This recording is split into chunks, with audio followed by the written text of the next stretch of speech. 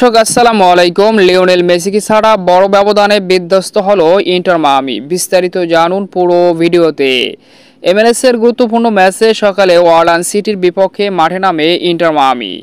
দুর্দান্ত এই ম্যাচে বল দখলে আধিপত্য থাকলেও কাউন্টার আক্রমণ কিংবা অ্যাটাকে সব জায়গায় এগিয়ে ছিল স্বাগতিক ওয়ালান সিটি। নিজেদের ঘরের মাঠে ইন্টার মায়ামিকে ভালোই পরীক্ষা নিয়েছে ওয়ালান সিটি।